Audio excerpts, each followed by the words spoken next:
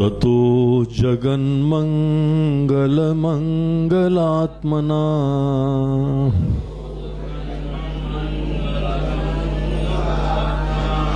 विधाय रामायण कीर्तिमुत्तमाम्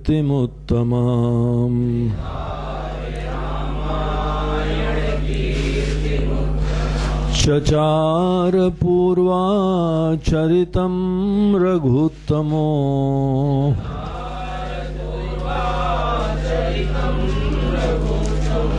राजर्षिवर्यैरभिसेवितं यथा।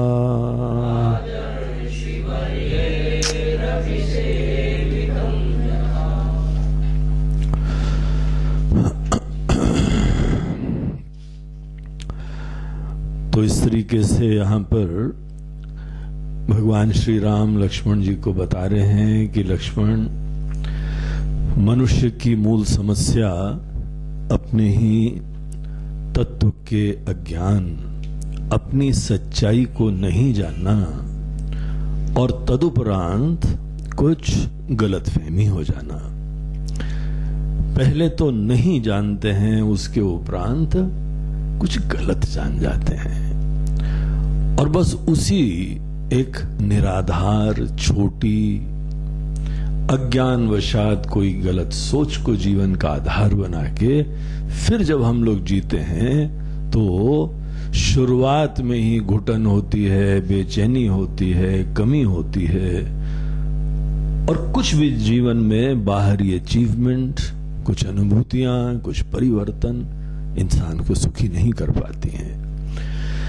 इसीलिए जहां तक बाकी दुनिया की सेवा और कर्म का बात है, वो पहले अच्छी तरह कर लो, सब निपट लो, उसके उपरांत केवल अपने अंदर एक ज्ञान की प्राप्ति करो। यही जीवन में सुखी होने का तरीका है। मुक्त होके जीना चाहिए। तुम्हारे सब बंधन, तुम्हारे सब कमियां, तुम्हारी सब असुरक्षाएं, तुम्हारे सब भय सब झूठे हैं। झूठे हैं मतलब निराधार है। अगर तुम सच्चाई के दृष्टिकोण से देखोगे तो इनका औचित्य नहीं है। इसीलिए अपने आप को जानने की ठान लो, स्वस्थ जीवन जीने की ठानो। अपने आप को समझ के सब आशीर्वाद होता है और अपने आप को नहीं जान के सब अभिशाप होता है। इसीलिए अपने आप को जानने के लिए कृत संकल्प हो जाओ।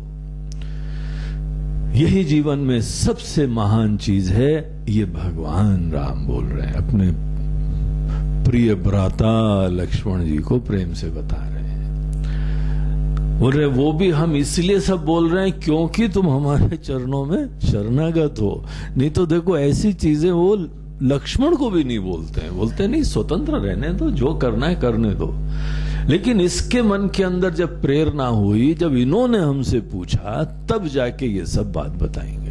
अन्यथा तुम बुद्धिमान हो, तुम स्वतंत्र हो, जो तुमको करना है करो, सुंदर भाव से करो, सबके कल्याण से करो। लेकिन ये सुंदर भाव से कर्म भी मुक्त नहीं करता है ना। अंततः मैं का ज्ञान प्राप्त करना है। तो यहां पर हम लोगों को उन्होंने एक चीज तो बताई कि आत्मा का अज्ञान होता है और एक शब्द इंट्रोड्यूस करा था कि अन्योन्य अध्यास हो जाता है और जीव जो है ना वो उसी से उत्पन्न होता है। अब ये प्रसंग यहाँ पे 38वें श्लोक से यहाँ कंटिन्यू कर रहे थे कि ये अध्यास से ही हमारे अंदर कर्तापना होता है, एक सेंस ऑफ डूअरशिप आती है, हम करने वाले हैं। ये बड़ी इंटरेस्टिंग बात है कि सबसे प्रथम हमारे अंदर कर्तापना ही सर उठाता है। देखिए जिस समय आप सो के उठते हैं, सोने के समय आप पूर्ण रूप से शांत हैं, निर्विकल्प हैं, कोई विचार नहीं, कोई थॉट्स नहीं, कोई कुछ नहीं। और जहां आप उठते हैं तो उसके बाद आपके अंतर्गत आप देखिए पहले एक चीज सर उठाती है कि आप करता हैं। हम करता है, और ये बात एक बार सर उठाती, उसके उपरांत दुनिया भर का जो है टाइम टेबल याद आता है। आज ये करना है, आज वो करना है, आज यहाँ जाना है, वहां जाना है। सबसे पहले शायद जो है वो शुद्ध होना है, टॉयलेट जाना है, प्राणायाम करना है, ध्यान करना है, प्रार्थना करनी है, कुछ ना कुछ करना है। ये सब कहानी प्रारंभ होती है, और ये तब होती है जिस समय आपके मन के अंदर कर्तापना, सेंस ऑफ डूअरशिप, ये कर्तापना बहुत अद्भुत सी चीज होती है, और कर्तापना ही मनुष्य की विशिष्टता होती है। हमारे अंदर ही कर्तापन का सामर्थ्य है, इसीलिए हम कर सकते हैं बहुत। लेकिन ये जो कर्तापना है, ये जो हमारे अंदर सर उठाता है, हम इसी को अपनी वास्तविकता समझ के और कर्ता बन के ही जीते रहते हैं। दरअसल कर्तापना भगवान में भी होता है। भगवान भी जगत की सृष्टि करते हैं, भगवान यहाँ लीला करते हैं, भगवान यहाँ पे रावण का संहार भी करते हैं, भगवान धर्म की स्थापना भी करते हैं, अनेकों प्रकार के कार्य करते हैं। भगवान हम लोगों को यह ग्रंथ देते हैं, उपदेश देते हैं। लेकिन दुनिया भर की चीजें करने के उपरांत भी भगवान के अंदर कुछ भी करने का अभिमान नामो निशान नहीं होता है। हमने करा है, जिसने हमको जीवन दिया है वो कभी भी आके हमारे सामने एहसान नहीं दिखाता है। सब हमने दिया, जरा ध्यान रखना। तो ये सुंदर शरीर जितना इतने हवा में घूम रहे हो ना, इतने ज्यादा वो खुश हो रहे हो, हमने दिया है तुम। इतना सब तुमने करा है, ये सब हमने दिया है। अब देखो दुनिया में तो होता है ना ऐसा, ये हमारे वजह से हुआ है, हमने इसको कराया और हमने इसको कराया, ये चीज हमारे द्वारा संपन्न हो रही है। यहां पे कर्तापना इतना भयंकर होता है, ये हम लोग खुद ही सब जानते हैं, लेकिन भगवान कभी सामने तक नहीं आते हैं। कोई नहीं बोलता है यहां पे आके कि हमने करा है। कई बार नास्तिक लोग तो इसीलिए भगवान को विश्वास भी नहीं करते हैं ना, कि किसी ने बताया नहीं, कोई दिखता ही नहीं हमको। धन्य है भगवान का यह निर्माण का तरीका। ऐसे विनम्र हैं, ऐसे निरभिमानी हैं कि सब खुले हाथ से वर्षा करते हैं, लेकिन तब भी यहां पे कोई नहीं हमारे पास बोलता नहीं है। देखो करने वाला होना तो भगवान जैसा होना चाहिए। ऐसे ही आदमी अद्भुत कार्य करे, एक से एक अकल्पनीय सृष्टि होती है, लेकिन कोई आके यहां नहीं बोलता हमने करा है, सब साइलेंटली हो रहा है, जैसे उसको बनाने में ही खुशी हो रही है। कर्तापना अपना समझ के जीना, यद्यपि कर्तापने को टूल बना के यूज कर लो, लेकिन तुम करता हो ये सोच विनाशकारी है, छोटेपने की होती है, तुम छोटे हो जाते हो। प्रॉब्लम ये होता है, तुम कर्तापने को एक टूल की तरीके से यूज करो, कुछ भी कार्य कर लो, लेकिन तुम ही करता हो गए, फिर तो राम नाम सत्य है, इस मार्ग पे चलोगे, विनाश के मार्ग पे चलोगे। तो ये चीज यहां बताते हैं, अज्ञानी आदमी में यही कर्तापना मैं से जुड़ जाता है। ये अध्यास से होता है, जो हमने तुमको अध्यास बताया, अध्यास के वजह से ही मन के अंदर उपजा कर्तापना हमसे जुड़ जाता है, आत्मा से जुड़ जाता है। तो ये यहां पर बताते हैं, और इस तरीके से अहंकार जो पहले सर उठाता है, उसी अहंकार के साथ हम जुड़ जाते हैं। अहंकार एषः प्रथमः प्रकल्पितः। अहंकार सबसे पहले सर उठाता है आपके अंदर जब मन जगने लगता है, और ये अध्यास एवात्मनि सर्व कारणे निरामये ब्रह्मणि केवले परे। वही एक प्योर जो है परम सत्ता के अंदर कुछ घटना घटित होती है, और अज्ञानवशात ये सामने सर उठा लेता है। वस्तुतः हमारे अंदर कर्तापना, अनेकों इच्छाएं, अनेकों राग, अनेकों द्वेष, ये क्लेश और विकार, ये सब जो हम भगवान से बोलते हैं, भगवान ये हमारे अंदर से दूर करिए। बल बुद्धि विद्या देहु मोहि हरहु क्लेश विकार। ये विकार और क्लेश हैं जो हम भगवान से बोल रहे हैं, हमारे अंदर से आप प्रभु दूर करिए। आपको पता है कैसे दूर होते हैं?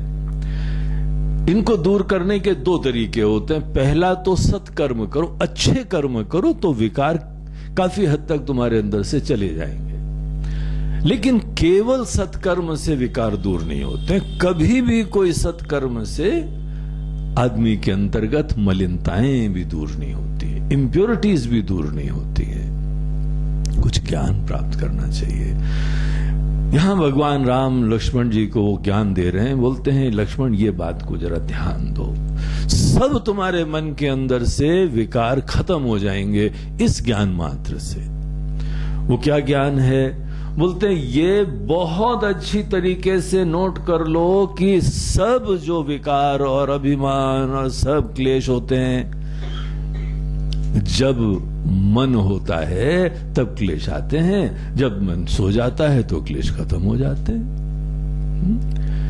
कितना ऑब्वियस है कि जहां पे मन आया वहीं पे सब विकार और क्लेशों की संभावना होती है। देयरफॉर हम ये नहीं बोल रहे हैं कि मन को न धारण करना, हम ये बोल रहे हैं ये समझ जाओ कि मन के अंदर ये प्रॉब्लम है, तुम्हारे अंदर प्रॉब्लम नहीं है। सदैव इस विचार को अपने मन में लाते हुए आत्मा को तो मुक्त करो, अपने आप को तो मुक्त करो। एक माता जी थी, वो जब भी आती थी बोलते हैं गुरुजी हमारी आत्मा में दर्द हो रहा है। बोले क्या है, तुम आत्मा में दर्द हो रहा है? तुम्हारी आत्मा है कि पेट है? हमारी आत्मा में दर्द हो रहा है। हमारी बहू ने ऐसा कहा, हमारी आत्मा में चोट लग गई। हमने बोला तुम भैया ऐसा करो, यहां पे एक शिविर भाग ले लो पहले, तो फिर आगे हमसे बात करो। आत्मा अनात्मा विवेक थोड़ा तो करो। आत्मा में दर्द हो रहा है, आत्मा में जो है चोट लग गई है, आत्मा शब्द को तो मुक्त करो ना। देखिए हम लोगों के वहां पे जो जैनी लोग होते हैं, जैनियों में भी ये एक दार्शनिक दोष होता है। जैन जो धर्म है, जैन जो दर्शन है, वो कर्म को आत्मा में लिप्त मानता है। वो लोग ये मानते हैं कि आत्मा के अंदर कर्म चिपक जाते हैं, इसीलिए बहुत महान तपस्वी होते हैं। वो जैनी संत लोग इतनी घोर तपस्या करते हैं कि हम लोग जो है यह वेदांत के और हिंदू धर्म के जो लोग हैं वो इतना नहीं करते हैं, क्योंकि हमारा जीवन दर्शन ही अलग है। जिसने मान लिया है कि आत्मा में इतने बढ़िया तरीके से कर्म चिपक गए हैं, बहुत अच्छी तरीके से, तो वहां पे उनको घर्षण करना पड़ता, घिसना पड़ता। जब बर्तन बहुत गंदे हो जाए ना, तो वो स्टील वाला जो है ना, वो लाते हो रगड़ने के लिए, तब निकलते हैं उसमें से गंदगी। विम से भी काम नहीं बनता है, या तो कोई जो पुरानी मटकी वटकी का टुकड़ा लेके रगड़ते हो, तब जाके वो निकलता है। अब जिसके आत्मा में कर्म चिपक गए, हमारी आत्मा में नहीं चिपकते, हमारे मन में चिपकते हैं, इसलिए हम मन तक हैंडल कर लेते हैं। अब किसी के मान्यता है कि इतनी गहराई में वो सब विकार और क्लेश आ चुका है, इसीलिए घर्षण करना पड़ता है। यहां राम जी बता रहे हैं, इच्छादि रागादि सुखादि धर्मिका यदा धियः संसृति हेतवः परे। ये जो भी हमारे मन के अंदर इच्छा है, राग है, द्वेष है, काम है, क्रोध है, इनको हैंडल करना चाहिए। ये सब अज्ञान से आते हैं। हमारे मन के अंदर बहुत ही स्वार्थ प्रेरित कामनाएं, ये तुम विचार से हैंडल कर सकते हो, नहीं आवश्यक है होना। इनको तुम सात्विक कर्म बना सकते हो, इच्छा भी सात्विक बना सकते हो, जो जो चीजें हैं पूरे मन को सात्विक बना सकते हो। और यही हमको गीता में भगवान प्रारंभ में बताते हैं कि अर्जुन, जो शुरुआत में तुम्हारा मन तमोगुण और रजोगुण से युक्त है ना, पहला तुम्हारा एजेंडा है कि मन को सात्विक बनाओ। सीधे मन से परे मत जाना, क्योंकि जा ही नहीं सकते हो। इसीलिए सबसे पहले मन को सात्विक बनाओ। सात्विक मन बनाते ही अनेकों प्रकार की इच्छाएं का रूप ही बदल जाता है। जहां सदैव अपनी चिंता होती थी, वहां पे अपनी चिंता खत्म होकर अब दूसरों का भी सेवा होती है। इतना बड़ा परिवर्तन हो जाता है मन को सात्विक बनाने में। सात्विक जीवन, सात्विक भोजन, सात्विक विचार, सात्विक ज्ञान, सब चीजों को सात्विक करने का पहले आदमी को गांठ बांध के पूरा प्रोग्राम बनाना चाहिए। और एक बार मन सात्विक हो जाता है, फिर उसके बाद हमको कुछ एक ज्ञान प्राप्त होना चाहिए। और वो ज्ञान ये है कि सब विचार, सब इच्छाएं, सब अभिमान, सब चीजें मन में होती हैं और तुम मन के दृष्टा हो, मन से परे हो तुम। ये मन आता है जाता है, तुम उसके दृष्टा बने रहते हो कि कभी मन है कभी मन नहीं है। इस समय हमारा मन सो रहा है, कैसे जानते हो मन भी सो रहा है? तुमको पक्का पता है ना कि तुम्हारा मन उस समय विश्राम कर रहा था, कुछ नहीं विचार कर रहे थे गहरी निद्रा में। गहरी निद्रा में कोई भी विचार नहीं कर रहे थे, ये तुमको स्पष्ट ज्ञान है। तो तुम मन से परे कुछ होते हो, तुम वो एक प्रकाश हो, चेतना हो जो इसको प्रकाशित करता है। तुम वो हो जो किसी मन के भाव और अभाव दोनों को रिवील करता है। अर्थात तुम मन से परे, ये सब मन के अंदर ही होता है भैया। जहां तुमने एक इस बात को अच्छी तरीके से समझ लिया, देखो कितना हल्कापना हो जाएगा। जैसे किसी डॉक्टर के पास गए, बोला कि भाई ओ गुड न्यूज, ये तुम्हारी जो बीमारी है ना ये गहरी नहीं है अभी, ये सुपरफिशियल है। वो आदमी को जो है सुकून मिलता है, ऐसी निश्चिंतता मिलती है कि तुम्हारा प्रॉब्लम बड़ा सुपरफिशियल लेवल पे है, गहराई में तुम स्वस्थ हो अभी भी। और उसके उपरांत अब ये भी चीजों को हम लोग हैंडल करेंगे।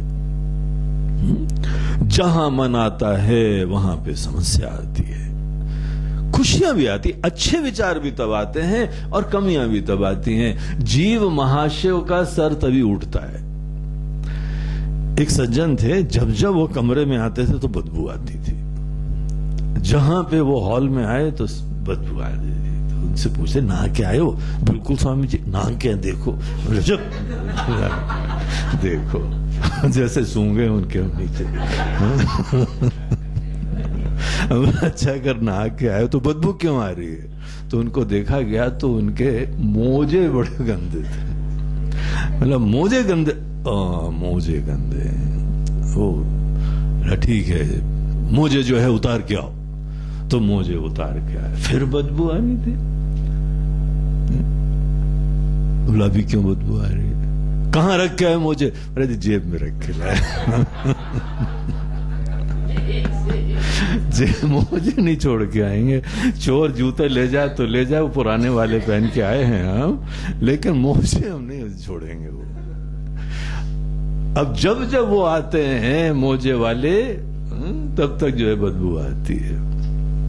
उसी प्रकार जब जब मन आता है तब टेंशन आएगा, विकार आएगा, मुसीबत आएगी, अभिमान आएगा, सब दुनिया भर के प्रॉब्लम केवल मन। और इसीलिए आदमी जब मन के आने के उपरांत अच्छे विचार, अच्छे कर्म, अच्छी भावना सब ही करता है। तो ये यहां पे पहली शिक्षा कि आत्मा में कोई भी मन के अंदर थॉट्स, विकार, प्रॉब्लम, टेंशन, चिंता, विकार और क्लेश आत्मा में होता नहीं है। ये ज्ञान से ही तुम आधे तो मुक्त हो गए हो। अब तो केवल तुमको अपने कपड़े साफ करने बचे। तुम नहीं गंदे हो, ये केवल उपाधि, इस लेवल में ही प्रॉब्लम है। तो इस चीज को अच्छी तरीके से समझो। यस्मात् प्रसुप्तौ तद अभावतः परः सुख स्वरूपेण विभाव्यते ही नः।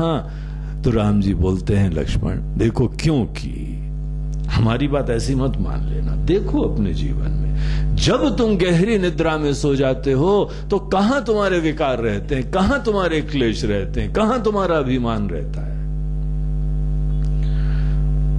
तो इसीलिए कुछ लोग बोलते हैं गुरु जी साधना करने जा रहे हैं। कौन सी साधना? सोने की साधना। क्योंकि सो जाते हैं तो भिखारी नहीं रहते। जिस समय मन से डिटैच हो जाते हैं तो निर्विकार हो जाते हैं, और जिस समय मन आता है उस समय टेंशन हो जाता है।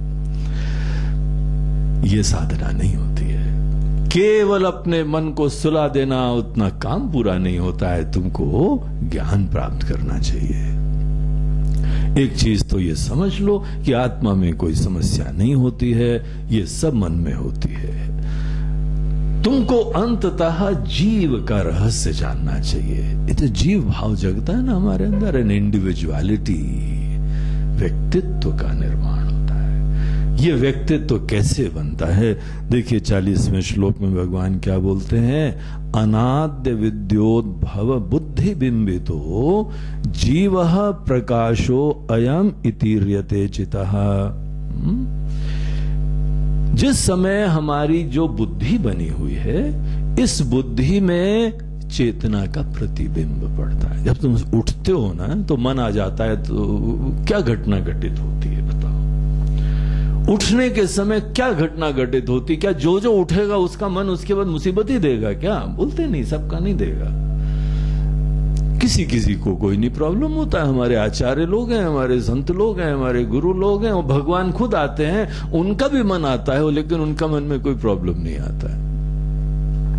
लेकिन अज्ञानी आदमी का मन जब जब आएगा तो मुसीबत होगी, क्योंकि पहली बात होता तो मन में ही सब प्रॉब्लम है, ये तो बात स्पष्ट है।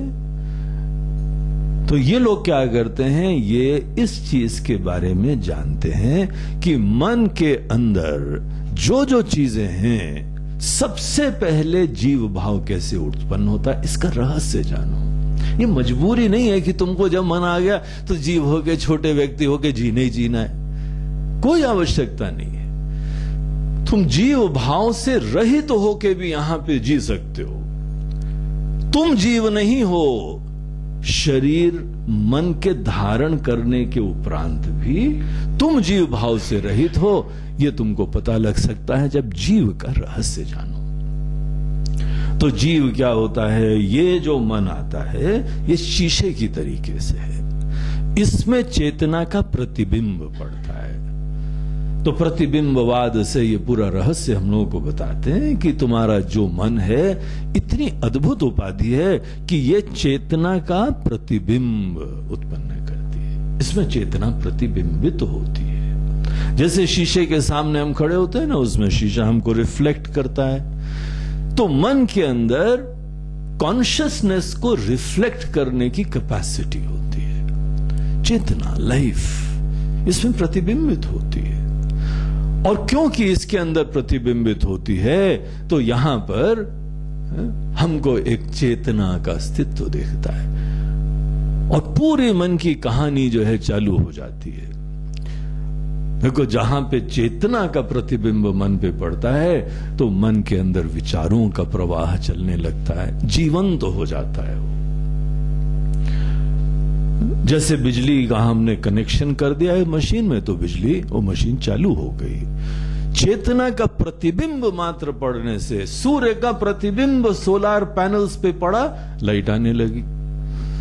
जहां पे अनेकों सौर ऊर्जा के बल्ब होते हैं तो वहां पे लाइट चालू हो गई। जैसे चेतना का प्रतिबिंब हमारी बुद्धि पे पड़ता है, ये ऊर्जान्वित हो जाती है, जीवित हो जाती है, और उसके उपरांत इसके अंदर अनेकों विचार आने प्रारंभ होते हैं। इसके अंदर स्वतः जिस समय भी बुद्धि में चेतना का प्रतिबिंब होता है, कर्तापना स्वाभाविक आ जाएगा। देखिए, जिन लोगों ने दृग्दृश्य विवेक पढ़ा है, अभी हमने हाल में लिया था, उनको ये सब रहस्य बहुत अच्छी तरह दिख रहे होंगे। कैसे जो है वह चेतना का प्रतिबिंब जब पड़ता है तो यहां पे कुछ घटनाएं घटित होती हैं। अहंकार आ भी जाता है, कर्तापन आ जाए। हम जैसे अपने हाथ में उंगलियां हैं इतना स्पष्ट रूप से जान रहे हैं, उसी प्रकार के मन के अंदर ये सामर्थ्य है, वृत्ति है, तुम्हारा है ही नहीं है। अभी भी जीव नहीं उत्पन्न हुआ है। बोलते हैं देखो, जीव, अज्ञानी जीव कब उत्पन्न होता है, देखते जाओ थोड़ा।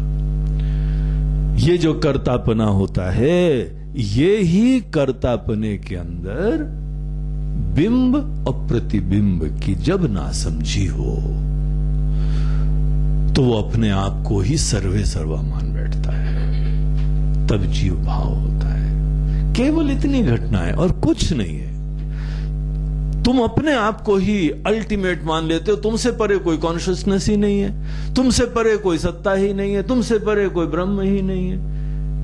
प्रतिबिंब ही सब कुछ मान लेते हो, बिंब का हमको ज्ञान नहीं रहता है। बिंब मतलब जो रिफ्लेक्ट कर रहा है, प्रतिबिंब मतलब जो अंदर रिफ्लेक्शन दिख रहा है। तो एक बिंब होता है, दूसरा प्रतिबिंब होता है। प्रतिबिंब जो है वो हमारे मन के अंदर रिफ्लेक्टेड और कंडीशनड कॉन्शियसनेस है। वो परिच्छिन्न चेतना जो हमारे शरीर और मन के अंदर विद्यमान है, जहां शरीर है जहां मन है वो चेतना, उसको बोलते हैं उपहित चेतना, कंडीशनड चेतना, प्रतिबिंबित चेतना। एक वो लाइफ होती है जो इस उपाधि के अंतर्गत हमको दिखाई पड़ती है, और एक वो जीवन तत्व होता है जो उपाधि से परे होता है। देखो यहां बल्ब जल रहा है ना, जहां बल्ब जल रहा है एक इलेक्ट्रिसिटी है जो बल्ब के अंदर रिफ्लेक्ट हो रही है, और जहां बल्ब नहीं भी जल रहा है ना, वहां पर भी एक इलेक्ट्रिसिटी विद्यमान है, एक बिजली वहां भी विद्यमान है। अगर तुमको शंका हो तो जरा स्पर्श योग करो, वो एक विशेष योग है, तुमको अप्रोक्षानुभूति दिलाता है। ये तार हम निकाले देते हैं, उसे दो निकाल देते हैं। स्पर्श योग, टच करके देखो, एक बार करोगे बोलोगे हाँ गुरुजी साक्षात अपरोक्षानुभूति हो गई। अब दोबारा प्रश्न ही नहीं आएगा। अब आपने जो बोला सतवचन सतवचन, ये बोलोगे। हमको दूसरे इसी तार के अंदर बिजली दिख नहीं रही है, लेकिन है बिजली। और हम ये नहीं कह रहे हमारी बात पे अंधविश्वास, लो स्पर्श योग, टेस्ट कर लो, है ना बिजली। अर्थात जितनी हमको बुद्धि में चेतना दिख रही है, जितनी बुद्धि में अपने मन के अंदर हमको चेतना, जीवन तत्व चैतन्य, उतना ही नहीं होता है। मैं शब्द का अर्थ जो अब हमने अज्ञानवशात संकुचित कर लिया है, जो अभिव्यक्त हो रहा है वही चेतना, इसके परे हमको चेतना दिख नहीं रही है, अभी समझ में नहीं आया। ज्ञान नहीं है। तुमको यह ज्ञान प्राप्त करना है कि जो भी शीशे के अंदर रिफ्लेक्शन हो रहा है उससे परे भी कुछ सत्ता है भैया। जो तुमको यहां व्यक्त दिख रहा है उससे परे एक अव्यक्त भी है। देखो इसका निश्चय से क्या होता है। जहां तुमने इसका निश्चय करा तो तुम इसके छोटेपने से मुक्त हो गए हो। अब तुम संकुचिता से मुक्त हो गए हो। बिजली केवल बल्ब में है, इस सोच से जो मुक्त होता है वो बिजली कितनी विशाल हो गई है, अब कहीं भी विद्यमान है। चेतना सर्वव्यापी हो गई है। तुम चेतना हो तो तुम शरीर के परे भी होते हो, शरीर में संकुचित नहीं होते हो। ये तो प्रतिबिंबित है, रिफ्लेक्टेड है। तो एक वो चेतना है जो यहां पे बिंब रूपा है, और एक वो चेतना है जो प्रतिबिंब रूपा है। जब भी प्रतिबिंब होता है, प्रतिबिंब सदैव दर्पण के धर्म से युक्त होता है। शीशे का रंग अगर काला हो तो प्रतिबिंब भी थोड़ा काला दिखाई पड़ता है, थोड़ा नीला हो तो नीला दिखाई पड़ता है। तो जैसा भी प्रतिबिंब हो वो दर्पण के धर्म से कलुषित तो होता है। लहरीला जो है हो तो तुम्हारा प्रतिबिंब भी लहरीला दिखाई पड़ता है। अनेकों मेलों में जो है वो शीशा हमको कॉनकेव और कॉन्वेक्स होता है। हाँ जाओ तो गुब्बारे की तरह फूट जाते हो या रबर बैंड की तरह खिंच जाते हो, मगर तुम नहीं खिंचे हो। ये शीशे का धर्म है। तो कई शीशे मलिन होते हैं, कई शीशे सात्विक होते हैं, कई राजसी होते हैं, कई तामसी होते हैं। जिनका मन अगर सात्विक होता है तो वहां स्पष्ट प्रतिबिंब दिखता है। जिनका मन अगर राजसी होता है तो वहां विकृत छोटापना दिखता है। अगर झील का पानी पूरा निश्चल हो तो तुमको प्रतिबिंब बहुत ही स्वच्छ सुंदर दिखाई पड़ता है। चंचल हो तो खंडित प्रतिबिंब दिखाई पड़ता है। तो ये सब शीशे के अंदर जो भी तुमको प्रतिबिंब दिख रहा है, मैं का प्रतिबिंब, वो तुम्हारे सब मन से प्रभावित होता है। इसीलिए पहले कहा जाता है मन मुकुर सुधारी, मन को सुंदर बना लो।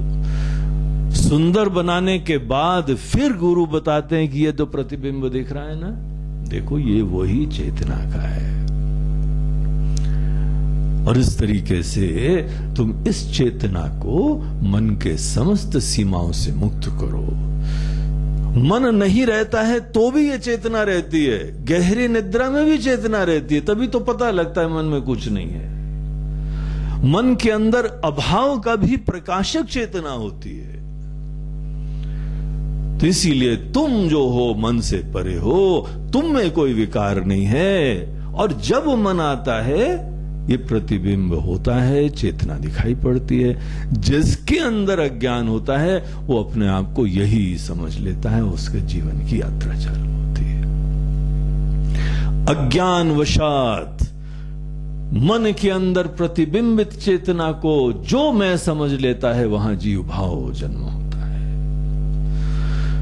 और अगर यहां पे अपनी वास्तविकता को जाने हुए हो तो कितने भी जो है प्रतिबिंब हो जाएं, उसमें कभी कोई भ्रम नहीं होता है। हम लोग शीश महल में जाते हैं, यहां इंदौर में भी एक शीश महल है, वहां पे चारों तरफ शीशे शीशे हैं। एक तुम जाओ अनंत हो जाते हो, इन्फिनिट रिफ्लेक्शंस तुम्हारे दिखाई पड़ते हैं वहां। और रिफ्लेक्शन के अंदर वो दूसरे साइड का शीशा भी दिखाई पड़ता है। तो ऐसे जो है वह एड इन्फिनिटम अनंत जो है वह तुमको अपने प्रतिबिंब दिखाई पड़ते हैं। इतने सारे यहां तुम्हारे प्रतिबिंब, तुम एक हो अनेक हो गए, और जैसा जैसा शीशा है वैसे दिख रहे हो। लेकिन तुम जानते हो तुम असंग हो, निर्मल हो, अछूते हो, निर्विकार हो, कोई क्लेश नहीं, कोई समस्या नहीं, कोई छुटापना नहीं। तुम्हारे बहुत सारे प्रतिबिंब हो गए हैं तो तुम क्या थोड़े दुबला जाते हो? एक सज्जन ने बोला, स्वामी जी सब भगवान से अगर बने हैं तो इतनी पॉपुलेशन हो गई दुनिया में, तो भगवान दुबले हो गए होंगे। आखिर सभी तो भगवान से निकल रहे हैं ना, इतने इंसान करोड़ों करोड़ों निकल रहे हैं और सब भगवान से ही आ रहे हैं। बेचारे भगवान काफी डाइटिंग पे हो गए आजकल, दुबला गए हैं। बोलते क्या तुम कभी शीश महल में खड़े होते हो, तुम्हारे ज्यादा प्रतिबिंब हो गए तो तुम दुबला जाते हो क्या? कितने भी तुम्हारे प्रतिबिंब हो, उससे डाइटिंग नहीं हो पाती है, उससे कमी नहीं हो पाती है, उससे दुबलापना नहीं हो पाता है। भगवान यथावत है, अपनी पूर्ण महिमा में है, ग्लोरी में है। बस तुमको ये पता लग जाए कि यहां पर कोई भी प्रतिबिंब दिख रहा हो, ये दर्पण का धर्म है, प्रतिबिंब का धर्म है, ये तुम्हारा नहीं है और तुम इससे मुक्त हो। इसका निश्चय करो, इस चीज का अपने अंदर विवेक करो। जीवः प्रकाशः अयम अतीर्यते चितः आत्मा धियः साक्षितया पृथक स्थित हो। आत्मा उसके साक्षी की तरीके से अलग खड़ी हुई है और ये मन के अंदर जीव भाव होता है। जिस समय जीव भाव होता है वस्तुतः तुम उस समय भी अपने आप को इससे मुक्त जानो। ये मन की कहानी है, केवल मन की उपज है ये। बुद्ध्या परिच्छिन्न परस्स एव ही, बुद्धि से परे जो अनलिमिटेड है, इन्फिनिट है, वो प्रकाश, वो कॉन्शियसनेस, वही तुम हो। चिद बिंब साक्षी आत्मधियाम प्रसंगतः तु एकत्र वासात अनलाक्त लोहवत। मन के अंदर कर्तापना उत्पन्न हो जाना ये इतना प्रॉब्लम नहीं है। प्रॉब्लम तब है जब बिंब प्रतिबिंब का अविवेक हो जाए। और देखो, दो चीजें जब निकट होती हैं ना, तो एक दूसरे के साथ कंफ्यूजन हो जाता है, कई बार अध्यास हो जाता है। हम लोग देख रहे थे ना अध्यास के एग्जाम्पल। ट्रेन में बैठे हुए हैं और पता लगा पेड़ चलते दिखाई पड़ रहे हैं। बादलों को देख रहे हैं, पता लगा कि चल रहे थे बादल और चंद्रमा दौड़ता हुआ कई बार दिखाई पड़ता है। एक्सपीरियंस करा आप लोगों ने? हमने देखा तो हमको एकदम आश्चर्य लगा। बोले क्या हो गया चंद्र देवता को? एकदम भागे, जैसे कोई योगी ईशा पीछे लग गए उनके, इतने कस के भागे हो। अपनी धोती होती समेट के फुर्र से निकल रहे थे। फिर ध्यान से देखा, वो तो उसी जगह खड़े हुए, लेकिन पूर्ण अनुभूति हो रही थी कि वो भाग रहे थे। यहां पर क्या होता है कि जो चल रहा है उसका धर्म हम उन पे आरोपित करते हैं, और जो स्थिर है उसकी स्थिरता अपने ऊपर ले लेते हैं। ट्रेन में जिस समय हम बैठते हैं तो हमको अनुभव होता है कि पेड़ चल रहे हैं, हमको अनुभव होता है कि ट्रेन स्थिर है, पेड़ भाग रहे हैं। क्यों अनुभव होता है ऐसा?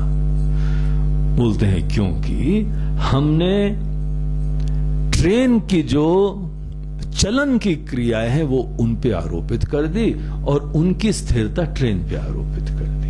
ये बहुत इंटरेस्टिंग एक पूरा जो घटना होती है, प्रक्रिया होती है, जिसको बोलते हैं अध्यास, अन्योन्य अध्यास। एक का धर्म उस पे आरोपण करना, उसका धर्म अपने ऊपर आरोपण करना। आपको दिखता है ना सूर्य उदय, सूर्य उदय हमको दिखता है। सूर्य देवता कभी उदित नहीं होते हैं। अब कल सवेरे अगर मौसम खुले तो कभी देखना, आपको दिखता है स्पष्ट रूप से सूर्य उदय हो रहा है, ऊपर चढ़ रहे हैं सूर्य देवता। हमको विज्ञान बता रहा है ना, इस क्षेत्र के जानकार बता रहे हैं कि सूर्य देवता वहीं खड़े हुए हैं, वस्तुतः हम घूम रहे हैं चारों तरफ। लेकिन फॉर ऑल प्रैक्टिकल पर्पस हमको यही दिखता है कि सूर्य देवता आए, सूर्य देवता चले गए। हमको ये विपरीत अनुभव क्यों होता है? इस विपरीत अनुभव का ही पीछे राज बताया जाता है, अन्योन्य अध्यास। इसीलिए बहुत अच्छी तरह समझो, अगर किसी ने अपना अन्योन्य अध्यास का रहस्य समझ लिया तो वो सूर्य को देखते हुए अनुभव कर सकता है कि हम जो है चल रहे हैं और सूर्य देवता स्थिर है। आप ट्रेन में कभी बैठे हो ना, तो आपको यह अनुभव करना हो कि आप चल रहे हो और पेड़ नहीं चल रहे हैं, आप अपना अनुभव घटित कर सकते हो। आप चुटकी बजाते ये अनुभव प्राप्त कर सकते हो। क्या करना होता है पता है? किसी एक पेड़ के ऊपर अपनी दृष्टि स्थिर कर दो, दूर पेड़ के ऊपर। जहां पे आपने अपनी दृष्टि किसी एक पेड़ पे स्थिर कर दी तो आपको ट्रेन के चलने का अनुभव होने लगेगा, अपना मूवमेंट का एक्सपीरियंस होने लगेगा।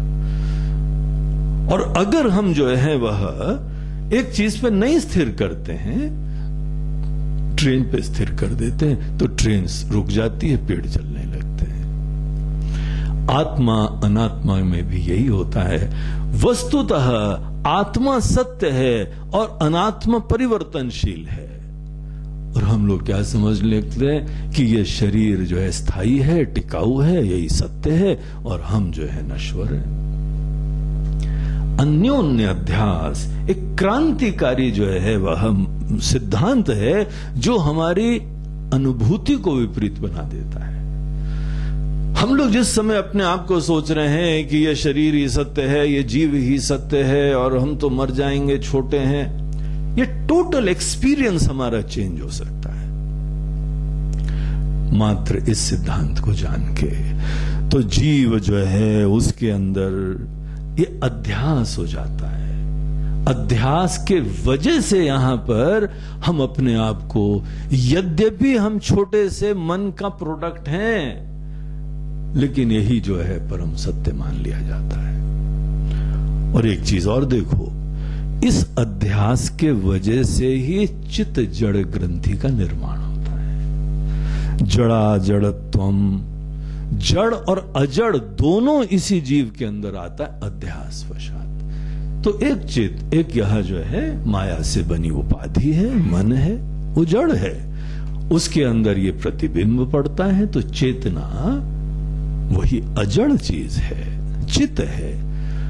अज्ञान वशात ये चित्त और जड़ का सम्मिश्र मिश्रण हो जाता है और ये जीव महाशय फिर जीवन की पूरी कहानी पे निकल लेते हैं, यात्रा पे निकलते हैं। ये केवल अध्यास की वजह से ही चित्त जड़ ग्रंथि बनती है। दरअसल चेतना प्रकाश की तरह होती है और प्रकाश अंधकार का कभी भी मिलन नहीं होता है। क्या प्रकाश अंधकार कभी मिल सकते हैं क्या? जहां प्रकाश होगा क्या वहां अंधकार हो सकता है? प्रकाश अंधकार विरोधी स्वभाव के हैं, कभी नहीं मिलते हैं। और अगर हमको कहीं मिले हुए दिखाई पड़ रहे हैं, ये विपरीत मान्यता मात्र है, अध्यास मात्र, कल्पना मात्र है। इस कल्पना को विवेक से दूर करा जाता है। को ये सब थोड़ा सा एक सूक्ष्म पहलू है इस विवेक का, लेकिन बड़ा महत्वपूर्ण है, इसको जानना चाहिए। ये बहुत ही मननीय है और लक्ष्मण जी जैसों को ही वो भगवान रहस्य, ये सब बातें रहस्य का उद्घाटन कर रहे हैं। तो हमको लक्ष्मण बनना पड़ेगा ये सब चीजें जानने के लिए पहले। वैसे ही भगवान की सेवा करते हुए मन को निर्मल करके, तैयार करके और भगवान की बातों को गंभीरता से समझते हुए तब जाके यह जीव के अंदर ये सब रहस्य हमको पता लगते हैं।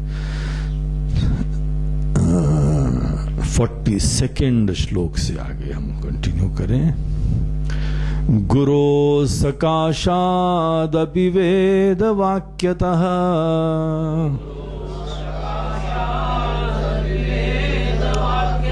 संजात विद्यानुभवो निरीक्षतम्।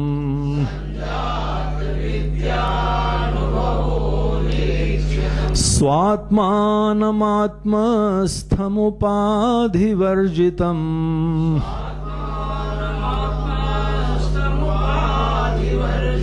त्यजेदशेषं जडमात्मगोचरम्।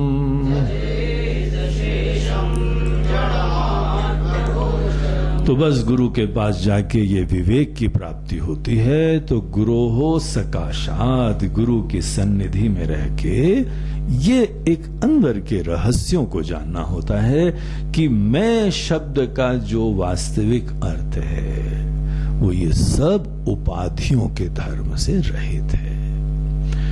ये उपाधि हमारे वेश की तरीके से है, हमारे कॉस्ट्यूम की तरीके से हैं। ये रोल दुनिया के प्ले करने के लिए कॉस्ट्यूम धारण करिए हमने। तो कॉस्ट्यूम को, ये अनात्मा को, ये वेश को वेश की तरीके से देखो और आत्मा को इनसे पृथक देखो, यूनिक देखो, इंडिपेंडेंट देखो, स्वतंत्र देखो। अनात्मा जो है वो आत्मा पे आश्रित होती है, आत्मा अनात्मा पे आश्रित भी नहीं होती है, स्वतंत्र होती है।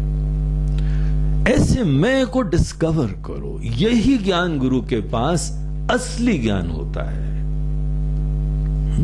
ये ज्ञान प्राप्त करके गुरु सकाशात अपि वेद वाक्यतः, ये ऐसे वेद वाक्यों से, उपनिषद के वाक्यों से ये ज्ञान प्राप्त करके संजात विद्यानुभवो निरीक्षतम, संजात अच्छी तरह से तुम्हारे अंदर ये विवेक जग गया, विवेक तुम्हारे अंदर प्राप्त हो गया, संजात ये उत्पन्न हो गया।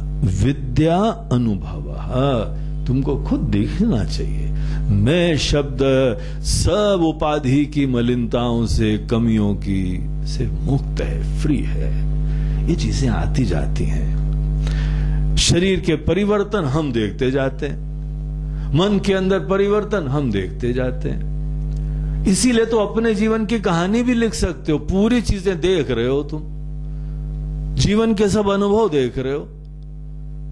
तो जो देख रहे हो ये उपाधियां हैं, और जो देख रहा है वो तुम हो। ये सब चीजें आती जाती हैं, तुम देखने वाले हो इसके।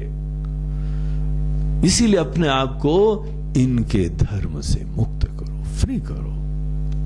सर्वधर्मान परित्यज्य, ये सब उपाधि के धर्मों से अपने आप को फ्री करो। और ये जिस समय भगवान कृष्ण बोलते हैं सर्वधर्मान परित्यज्य, वहां ये नहीं मतलब है कि वो मुस्लिम धर्म, ईसाई धर्म और जैनी धर्म, बौद्ध धर्म, वो धर्म नहीं है। यहां पे मतलब शरीर के धर्म, मन के धर्म, बुद्धि के धर्म। जिस समय जो है ये सब उपदेश दिए जा रहे थे, उस समय ये ईसाई और मुस्लिम थे ही नहीं। ये तो हाल की घटना है, 2-2.5 हजार साल पहले से चालू हुए। उससे पहले कहां थे ये सब चीजें? और उपनिषद तो यहां पे विदेशी लोग बोलते हैं 5-10 हजार साल पूर्व चले आ रहे। तो जब ये सब थे ही नहीं तो फिर वो धर्मों से तो मतलब ही नहीं है। हम उन धर्मों का खंडन करने का टाइम भी वेस्ट नहीं करते हैं, उनका कोई विरोध ही नहीं है, क्योंकि ये सब चीजें अज्ञान से उपजी हुई चीजें हैं। यहां पे एक स्वामी जी कहते थे, बोलते हैं देखो भाई, पहले होता था केवल देसी घी और बाद में आया डालडा।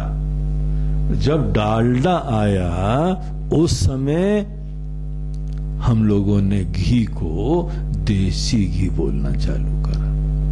पहले तो घी बोलते थे क्योंकि डालडा था ही नहीं। अब नकली घी आया तभी तो हम उसके एक विशेषण जोड़ेंगे ना कि देसी घी है, और ये देसी कपड़े हैं, ये देसी खान पान है, ये देसी ये है। बाहर विदेशों में तो हिंदुस्तानियों को, जब हिंदुस्तानी लोग अपनी पारंपरिक चीज करते हैं ना तो देसी बोलते हैं उसको। ये नाम बहुत कॉमन हो गया है। All the desis please come. Desis मतलब जो भी अपने यहाँ पे पुरातन चीजों के प्रति स्वाभिमान रखने वाले हैं वो पधारे। देसी बहुत बाहर अंग्रेजी में कॉमन हो गया देशीज। तो जो भी जो है देसी घी बोलने लगे, तभी बोलने लगे ना जब नकली आया है। पहले तो केवल धर्म था, अब सनातन धर्म बोलना पड़ता है क्योंकि असनातन चीजें आ गई हैं। तो यहां पर पहले जो है वह एकमात्र ये ज्ञान विद्यमान है, वही सबको प्रकाशित कर रहा है। तो इस बात को समझते हुए गुरु के पास पहले ये खुद ज्ञान प्राप्त करो, इन सब चीजों को किनारे करके देखो, तब तुम हो। ध्यान में यही करा जाता है। सब शरीर को किनारे कर देते हैं, मन को किनारे कर देते हैं, मन को शांत कर देते हैं। तो मन को शांत कर दो तो तुम क्या जीरो हो जाते हो क्या? गहरी निद्रा में तुम मन को शांत कर दो तो तुम जीरो तो नहीं होते हो, बल्कि और आनंद में रहते हो। उठाया जाता है तुमको, बोलते नहीं 5 मिनट और 5 मिनट और, इतना मजा आ रहा है तुमको। शरीर इत्यादि जिस समय तुम किनारे कर देते हो तो भी तुम्हारी ग्लोरियस जो है वह अस्तित्व होता है। इसको खुद देखो अच्छी तरीके से। शरीर को किनारे करो, इंद्रियों को, मन को।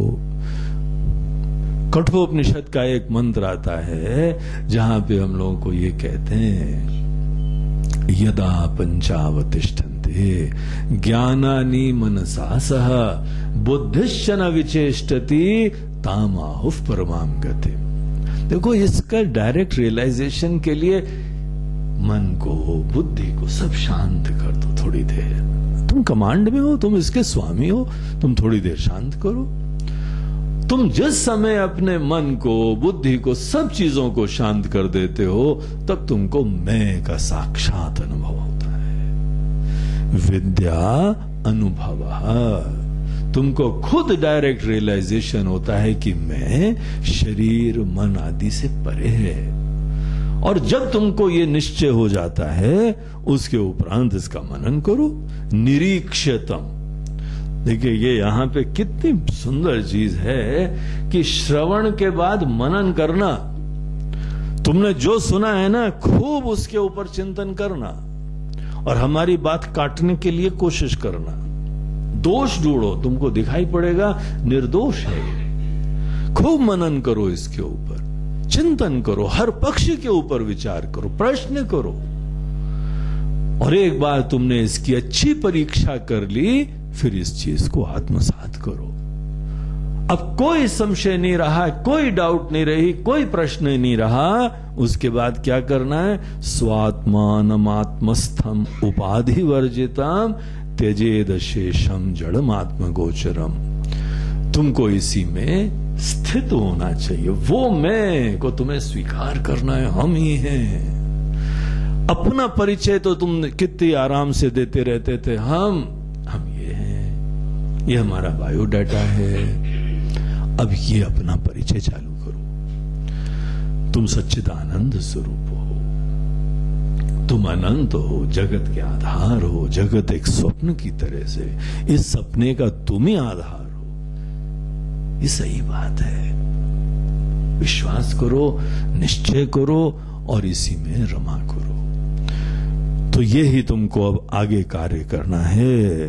तो इस चीज के लिए ही इसको निधिध्यासन भी बोलते हैं, चिंतन बोलते हैं, ध्यान वगैरह। वो कार्य करने के लिए कैसा हमको मैं के बारे में चिंतन करना है, उसके लक्षण कुछ देते हैं आगे। 3 श्लोक देखिए। प्रकाश रूपो हम जो हम द्वयो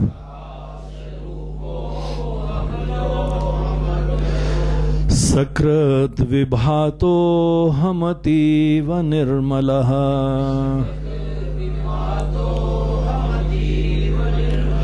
विशुद्ध विज्ञान घनो निरामयः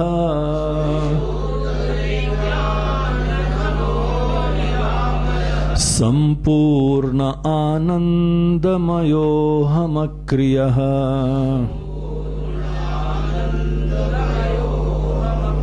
सदैव मुक्तो हम चिन्त्य शक्तिमान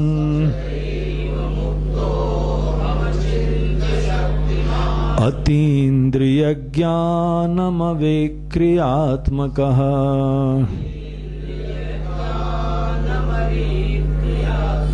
अनंत पारो हम हर्निशं बुधैः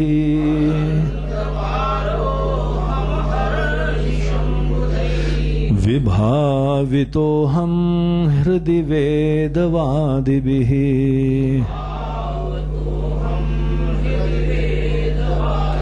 एवं सदात्मानमखण्डितात्मना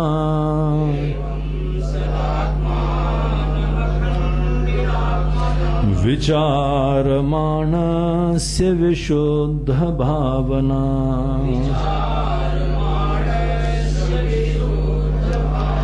हन्याद विद्यामचिरेण कारकैः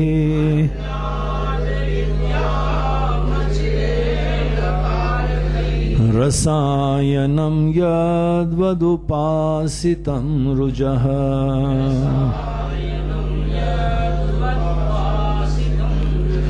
तो यहां भगवान बोलते हैं ये जो प्रसंग है ना, ये यहां पे ध्यान के प्रसंग है। ध्यान में क्या करना होता है? ध्यान से हम लोग अपनी वास्तविकता का साक्षात्कार करते हैं। जो सुनते हैं, जो पढ़ते हैं, वो खुद ध्यान में प्रैक्टिकल देखते हैं। पहले अच्छी तरीके से अध्ययन करना चाहिए।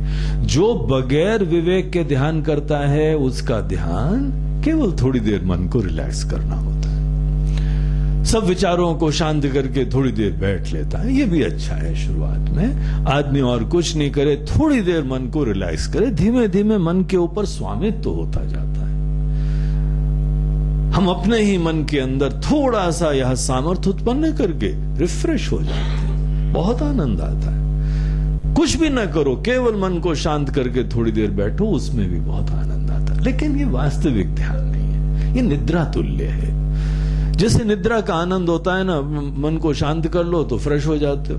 निद्रा बड़ी भारी कृपा है। इंसान दिन भर कितना थके, अमेजिंग चीज है स्लीप। हम जहां जाते हैं सब शरीर की थकावट, मन की थकावट सब खत्म हो जाती है, फिर आदमी फ्रेश हो जाता है। निद्रा आदमी को पूरी लेनी चाहिए, पर्याप्त लेनी चाहिए। लेकिन वो जो है अनकॉन्शियसली हम रिलैक्स होते हैं।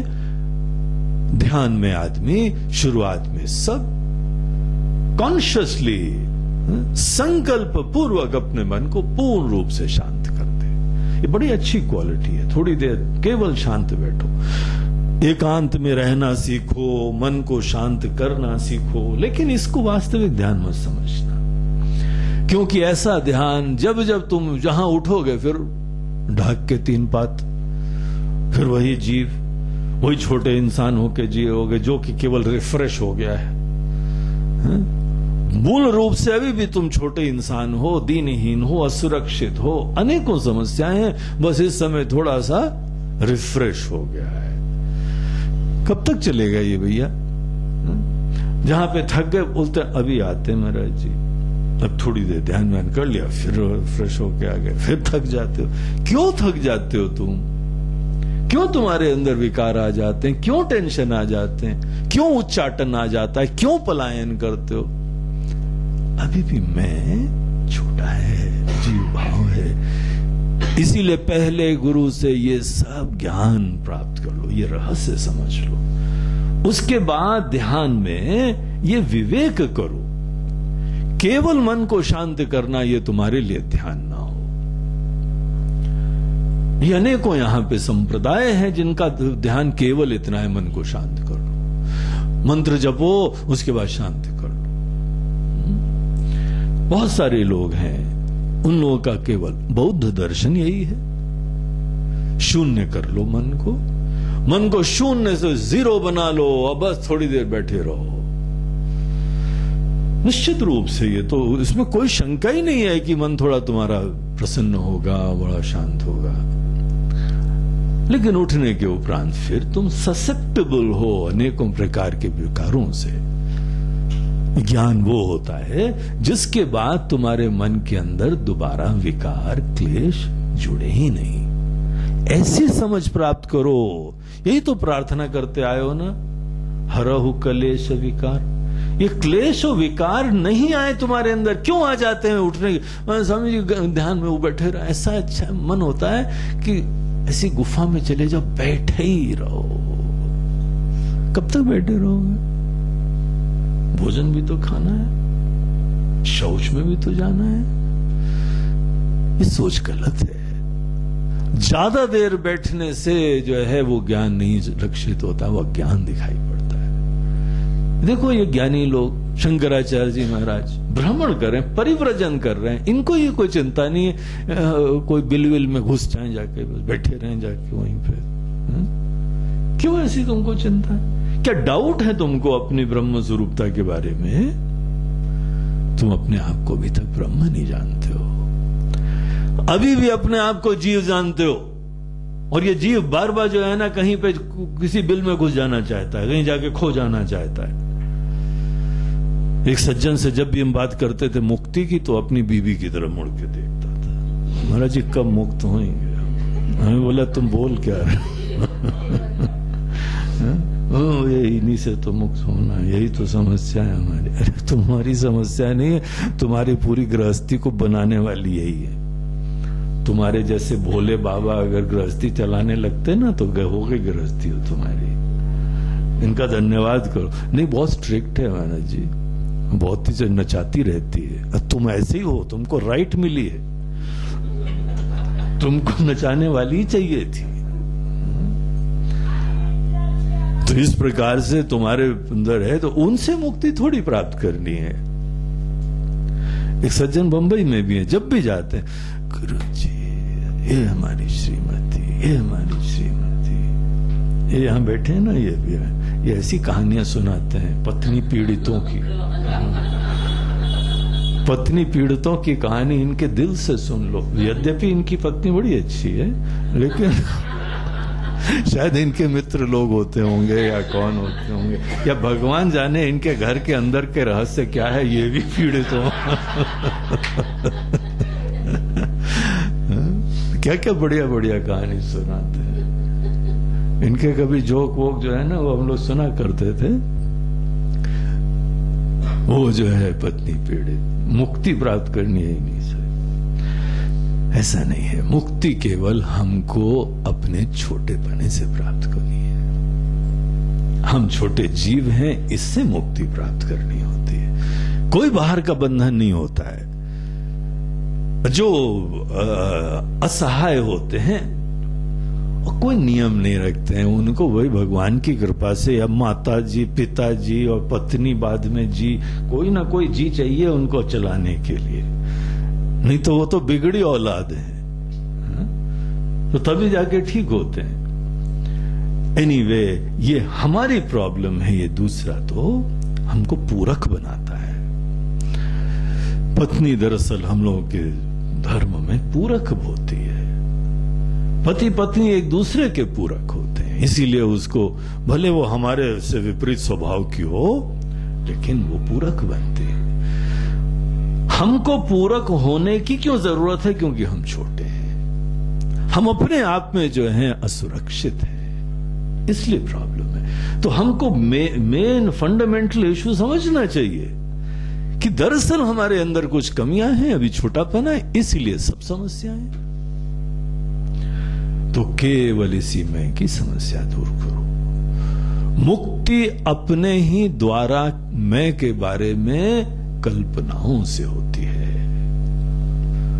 और बढ़िया बात यह है कि वस्तुतः तुम्हारे अंदर प्रॉब्लम नहीं है, केवल कल्पना से तुमको मुक्ति करनी है। लेकिन अपने बारे में कल्पना से मुक्ति आसान नहीं होती है। कल्पना से मुक्ति जो है ना, इतनी डीप रूटेड नोशन हो जाता है, वो आसान नहीं होती, टाइम लगता है उसमें। लेकिन at the end of the day है कल्पना ही। एक आदमी को ये नोशन हुआ कि हम जो हैं वह एक कीड़ा है।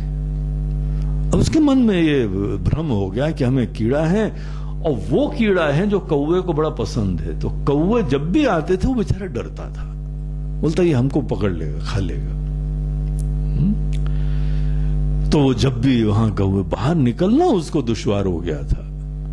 तो देखो भाई कौवा तो नहीं है बाहर। अब लोग बताते थे यार तुम इतने लंबे चौड़े 6 फुटे इंसान हो, कहां तुम कीड़ा हो। तो उनको मनोवैज्ञानिक के पास ले गए, उन्होंने बताया, उन्होंने अनेकों प्रकार के प्रमाणों से उसको बताया, अच्छी खासी फीस लेके बताया कि देखो तुम एक इंसान हो, कीड़े नहीं हो। बहुत कोशिश करी और जो है उनकी अनेकों सिटिंग्स हुई, घंटे घंटे, और उनको जो है वह अचेतन मन तक उसको ये संदेश डाला गया, सम्मोहित करके, हिप्नोटाइज करके भी उसके अचेतन मन तक में ये संदेश डाला गया, तुम इंसान हो, तुम इंसान हो, तुम कौवा नहीं हो, तुम कौवा नहीं हो। तो उसको जो है कुछ बात बैठी मन में, एकदम नया जीवन जैसे मिल गया उसको, बड़ी खुशी हुई। और उन्होंने बड़ा धन्यवाद दिया, बोला कि वाह डॉक्टर साहब, आपने तो हमको कीड़ा से इंसान बना दिया, इतना बड़ा जंप हो गया हमारे जीवन में, थैंक यू सो मच। तो वो बाहर गए, फीस देके, डॉक्टर को भी खुशी लगी, चलो एक आदमी सुधर गया, उसका भ्रम दूर हो गया। तो गया बाहर, फिर एकदम तेजी से वापस आया, बोलते हैं डॉक्टर साहब हमको तो पता लग गया हम इंसान हैं, लेकिन क्या कौवे को भी पता लग गया हम इंसान हैं? ऐसा करो 10 सीटिंग और। मन में अभी भी शंका है कि कौवा तो हमको अभी भी कीड़ा देख रहा होगा, भले हम अपने आप को मान ले इंसान है, उससे क्या होता है, कौवा तो हमको एक कीड़ी देख रहा होगा। अभी भी कीड़ा नहीं निकला इसके अंदर, अभी और कीड़ा निकालना है। किसी के अंदर भी भ्रम से निवृत्ति बड़ी टेढ़ी खीर होती है। इसीलिए हमको भी मेहनत करनी होती है, हमको भी खुद चिंतन करना होता है।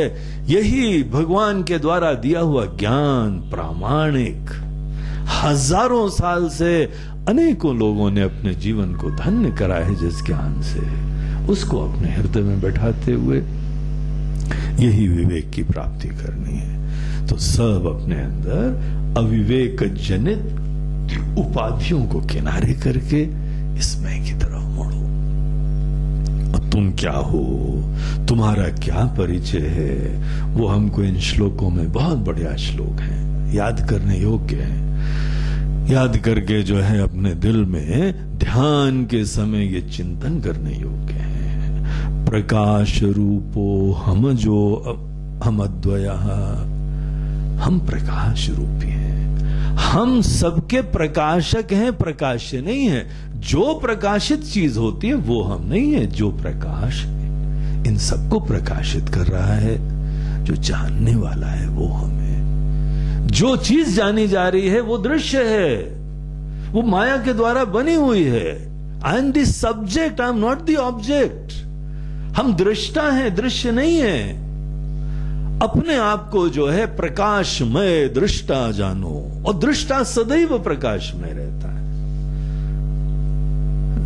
ये जो तुम्हारे अपने बारे में जो अस्मिता का दोष है उसको दूर करो, एक नई अस्मिता प्राप्त करके। हम प्रकाश स्वरूप हैं। I am of the nature of consciousness, हम चेतन स्वरूप हैं, ये जड़ शरीर नहीं है हम, इसका निश्चय करो। अहम अजः, हम अजन्मा हैं, जन्म शरीर का हुआ होता है ना। अहम अद्वयः, हमारे दृष्टिकोण से ये दृष्टा दृश्य का भेद भी नहीं होता है। हम सबको एम्ब्रेस करते हैं, दृष्टा की भी आत्मा होते हैं, दृश्य की भी आत्मा होते हैं, क्योंकि हम सच्चिदानंद है। सत्ता यहां पर भी है, सत्ता वहां पर भी है। सत्ता के दृष्टिकोण से थोड़ी कोई खंड हो सकता है। हम वो सत्ता हैं, हमारे दृष्टिकोण से सब भेद जो है वह नहीं है। असकृत विभातः, हम सदैव प्रकाशित होते हैं। अहम अतीव निर्मलः, हम अत्यंत निर्मल। ये मन को बहलाने की बातें नहीं है भैया। मन को बहलाने की बातें तब होती हैं जिस समय मलिन आदमी ये ध्यान करता है, तो मन की बहलाने की बात है। जिसका शुद्ध मन है वो आदमी देख रहा है, उसको निश्चय करने के लिए बताया जा रहा है। विज्ञान विशुद्ध विज्ञान घनः निरामयः, हम ऐसे विशुद्ध विज्ञान है, pure consciousness, uncontaminated consciousness, pure light, सबको जान रहा है, वो ही हमारा परिचय है। निरामयः, हमारे अंदर कोई रोग नहीं है। विकार और क्लेश अपने समझना ये भूल थी। दरअसल हमारे विकार और क्लेश होते नहीं हैं, ये तब आते हैं सब जब हम इस शरीर को मैं समझ लेते हैं, तभी विकार और क्लेशों का द्वार खुलता है। तुम इनसे डिटैच कर लो, देखो तुम्हारे अंदर कोई विकार क्लेश नहीं होगा। जहां किसी ने अपनी अनात्म उपाधियों से डिटैच करके किनारे खड़ा हुआ, सब विकार गायब हो जाते हैं, सब चिंता ही खत्म हो जाती है।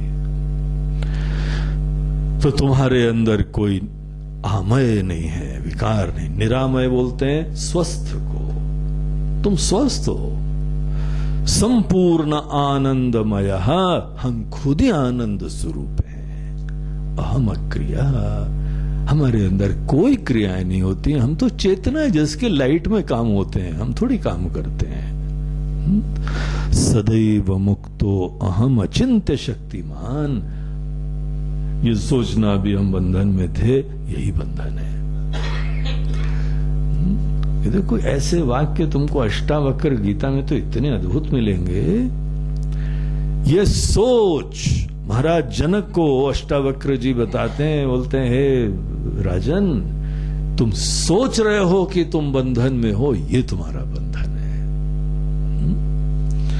और रात को हम सपने में देख रहे थे ना कि हम पक्षी हैं। ये सोच कि हम पक्षी हैं, यही अज्ञान है हमारा। ये थोड़ी है कि हमको पक्षी से धीमे धीमे ब्रह्म तक जगना है, एवोल्यूशन करना। बोलते ये भूल थी तुम्हारी, ये अज्ञान था। तो ये सब चीजें हम बंधन में हैं, यही हमारी सोच ही बंधन में है। वस्तुतः आत्मा में बंधन होता नहीं है। इसको बोलते हैं नित्य मुक्त, नित्य शुद्ध, नित्य बुद्ध। आत्मा सदैव मुक्त होती है। मुक्ति होती है जब ये समझना कि बंधन था ही नहीं। नॉन एग्जिस्टिंग बंधन को ही सॉल्व करना होता है संसार। बंधन था ही नहीं और तो बंधन को दूर कर रहे हैं हम। कोई वास्तविक बंधन दूर नहीं करा जाता है, बंधन का नॉन एग्जिस्टेंस रियलाइज करा जाता है। बंधन है ही नहीं, कल्पित था बंधन, यह समझा जाता है। सदैव मुक्त अहम, हम सदैव मुक्त हैं। अहम अचिंत्य शक्तिमान, और ये आत्मा हमारे पास एक अद्भुत शक्ति है। वो शक्ति सब चीजों का सृजन, स्थिति, उत्पत्ति, स्थिति, नाश सब उसी से होता है। तुम चाहो किसी चीज का निर्माण कर लो, तुम स्थिति कर लेते हो, तुम विनाश कर सकते हो। ये माया शक्ति तुम्हारी है। अच्छा, रात को सपना कौन उत्पन्न करता है भैया? तुम ही तो उत्पन्न करते हो। तुम्हारी ही इस अचिंत्य शक्ति के वजह से तुम यहां पे अपने कल्पना का साम्राज्य उत्पन्न कर सकते हो। और केवल सपने में क्या, यहां बैठे बैठे सपना देख सकते हो। हम उपासना करते हैं, भगवान का विग्रह मन में ला सकते हैं, कोई प्लानिंग कर सकते हैं, कोई किसी स्वर्ग के हम पूरे बगीचे में घूम सकते हैं। तुम्हारे पास ये एक क्रिएटिव इमेजिनेशन की पावर है। ये जो है कल्पना शक्ति कितनी अद्भुत है मनुष्य के मन के अंदर। ये कल्पना शक्ति तुम्हारी है, तुम्हारी माया है। ये तुम ही मायापति हो, तो तुम्हारी ये शक्ति है, तुम मायापति, चेतना मायापति है, और ये कल्पना शक्ति उसी की माया है। तो ये तुम्हारी शक्ति थी। और देखो, ये कल्पना शक्ति तब एकदम स्वच्छंद हो जाती है जहां अज्ञान होता है, तो ये स्वच्छंद नाचने लगती है और नचाने लगती है हमको। जहां तुमको ज्ञान हुआ, अपने स्वामित्व का ज्ञान हुआ, तो ये एकदम शांत हो जाती है, अपने स्थान पे बैठ जाती है, कोई समस्या नहीं होता है। तो तुम्हारे पास ये चिंत्य शक्ति है। अतीन्द्रिय ज्ञानम विक्रियात्मक, ये तुम्हारा ज्ञान इंद्रियों से परे मैं की अनुभूति होती है। यहां इंद्रियों के द्वारा मैं की अनुभूति नहीं होती है। मैं कौन होता है? जो इंद्रियों के पीछे खड़ा हुआ झांक रहा होता है, जिसके वजह से इंद्रिय काम करती है। मन जिसके वजह से काम करता है। यन मनसा न मनुते ये नाहुर मनोमत, मन जिसके वजह से काम करता है, मन जिसके वजह से देख पाता है, लेकिन जिसको मन कभी नहीं देख सकता है, क्योंकि मन के पीछे। हमारी जो टॉर्च है सबको प्रकाशित कर सकती है, जो बिजली सेल में है ना, उसको प्रकाशित नहीं कर सकती है, क्योंकि वही उसको प्रकाशित करवा रही है। तो यहां पर ये जो मैं है, अतीन्द्रिय ज्ञानम, एक ज्ञान इंद्रियों से परे। और तुम जहां इंद्रियों को शांत कर दो, तुमको मैं अपने आप रिवील होएगा। आंखें बंद करने पे तुम्हारा कोई मैं का अनुभव थोड़ी खत्म हो जाता है। इसीलिए निश्चिंत होके बिंदास आंख बंद करो और मैं का ध्यान करो। मैं पूरी ग्लोरी में दिखाई पड़ता है। मन को भी शांत कर दो तो भी मैं दिखाई पड़ता है, और शांत मन में मैं तो स्पष्ट दिखाई पड़ता है। इसीलिए ना इंद्रियों के ऊपर निर्भर होता है, ना मन के ऊपर निर्भर होता है। उस मैं को देखो जो अतीन्द्रिय है, इंद्रियों के परे होता है। जो अतीन्द्रिय ज्ञानम अविक्रियात्मक, इसमें लक्ष्मण कोई विकार ही नहीं होते हैं। अनंत पारो अहमर अहर निशम बुधई ही, ये अनंत है, अपार है, इसमें कोई अंत नहीं, इन्फिनिट है। ये क्या बात, इन्फिनिट चीज की चर्चाएं उपनिषद कर रहे हैं। दैट दाउ आर्ट, ये तुम हो। कहां छोटा अपने आप को समझ के जी रहे हो, इसलिए प्रॉब्लम हो रही है। अपनी गलत फहमी से प्रॉब्लम हो रही है। इसीलिए बुधई ही, बुद्धिमान लोग अहर्निशम, दिन रात सदैव विभावितम अहम हृदय वेदवादि भी। वो बुद्धिमान लोग जो वेदों के ज्ञान को इज्जत देते हैं, आदर देते हैं, वो लोग सदैव ऐसे मैं का स्मरण करा करते हैं, और सदैव करना चाहिए। तुम्हारी जो भी जीवन में नई अस्मिता होती है ना, उसको सदैव उठते बैठते तुम विचार करते हो। प्रमोशन हो गया तुम्हारा, प्रमोशन होने के उपरांत सदैव याद रखना पड़ता, अब तुम अफसर हो गए, अब अफसर हो गए, अब अफसर हो गए। जो फौजी लोग जाते हैं ना, एक फौजी हमको बता रहे थे, बोल रहे थे गुरुजी हम लोग की ट्रेनिंग में एक चीज आती है, उसको बोलते हैं OLQ, ऑफिसर लाइक क्वालिटीज। तो ऑफिसर हो के कैसे उठना बैठना पड़ता है, वो पहले हम लोग सिखाया जाता है। बोलते हैं तुमको अफसर बना के भेज देंगे, कद्दू आदमी उठने बैठने की तुमको अकल नहीं है, हा? किस तरीके से गरिमा महिमा के साथ तुमको उठना बैठना चाहिए, ये समझ में आना चाहिए तुमको। घबराना नहीं, कहीं चिंता मत करना।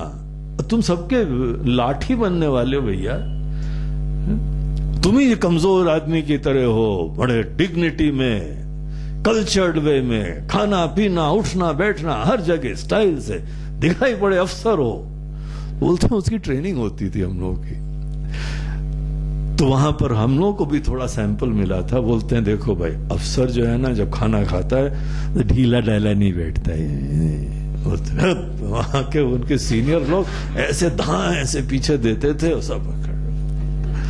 हम लोग सवेरे जब हम लोग पीटी वीटी करते थे तो वहां कभी कभी खड़े होते, तो हमारे पीटी मास्टर जो थे बड़े स्ट्रिक्ट थे। जैसे कोई आदमी होता है ना, एक पैर झुका के लंगड़ी टांग पे खड़ा होता है, एक पैर सीधा एक पैर टेढ़ा हुआ, थोड़ा झुका हुआ। वो आते थे पीछे से, दूसरे पैर को भी एकदम आगे कर देते, दोनों ऐसे गिरते थे। बोलते दो पैर दिए और एक पैर पे खड़ा होता है, दोनों पैर पे खड़े हो, सीधे अकड़ के खड़े हो, खड़े होने की भी तुमको तमीज नहीं है। खाना खाओ तो स्ट्रेट बैठ के खाना। कोई भी क्लास में यूं बैठा तो उसकी शामत आई, तो हम लोग यूं बैठते थे। बोलते हाँ ऐसा लगता जगे हुए लोगों को ऐसा लगता सो के नहीं आया क्या, खूब उसको जो है वो मुसीबत हो जाती थी। उसको पिट्ठू टांग के दौड़ाते थे। वहां पूरी फुटबॉल फील्ड एक साथ बनी हुई थी, दोनों का चक्कर लगा रहे। उसके बाद तो ऐसी पीठ सीधी हो जाती है, अच्छे अच्छे लोगों की पीठ सीधी हो जाए। सब चीजें बोलते खाना खाओ, बिल्कुल हाँ कायदे से यहाँ रखो, और एक तरफ छुरी कांटा ये वो सब। बोले पड़ोस के वाले लगना भी नहीं चाहिए, ऐसे नहीं बैठे हुए हो। जहां बैठे ऐसे तो पता लगा उस दिन के खाने की शामत आ जाती थी। और क्या क्लास चलता था, OLQ, ऑफिसर लाइक क्वालिटी। उसके बाद वो जो आदमी चलता था, कहीं निकलता था, तो क्या गरिमा लगती थी। सीधा साधा सीना तान के, सर उठा के, स्वाभिमान के साथ भारत देश की सेना का जो है ऑफिसर निकल रहा है, देखने पता लगे, नहीं तो लल्लू लाल ढीले डाले ऐसे हवा का झोंका है उड़ जाए, बिल्कुल फर्स्ट क्लास, हाइट वेट बिल्कुल बराबर। फिजिकली इतना फिट होना पड़ता है। बोलते ऑफिसर लाइक क्वालिटी। कहीं पर भी कोई तुमको मुसीबत आए तो शक्ल में चिंता नहीं दिखाई पड़नी चाहिए। अफसरों को चिंता थोड़ी होती, वो तो दूसरों की चिंता खत्म करते हैं आके। हर चीज, उठना बैठना खाना पीना, सब नानी याद आ जाती। Officer like quality. जैसे वहां OLQ होता है, हमारे वेदांत में होता है BLQ, ब्रह्म लाइक क्वालिटीज। उसको बोलते हैं जरा परमात्मा की तरह से जियो। भगवान राम अगर होते तो कैसे बैठे होते, भगवान राम होते तो कैसे सोच रहे होते। मुसीबत हो गई है तुमको, यहां घर से निकाला भी जा रहा है, कैसे खड़े होके बात कर रहे होते।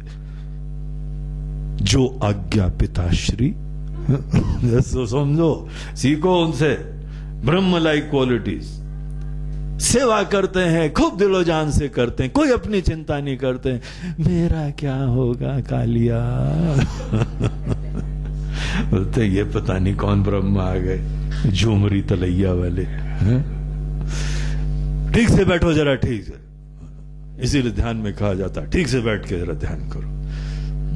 तुम्हारा ऐसे ध्यान है, अगर कोई एक्सरे लेना तो तुम्हारी रीढ़ की हड्डी में प्रश्न चिन्ह दिखाई पड़ता है, यूं। और जो बैठा ही प्रश्न चिन्ह वाला है उसको उत्तर कौन मिल देगा। अरे बैठो तो कम से कम अपने मेरुदंड सीधा करके तो बैठो, उत्तर की संभावना तब खुलती है। मरियल, गुरु जी कुर्सी पे बैठ सकते हैं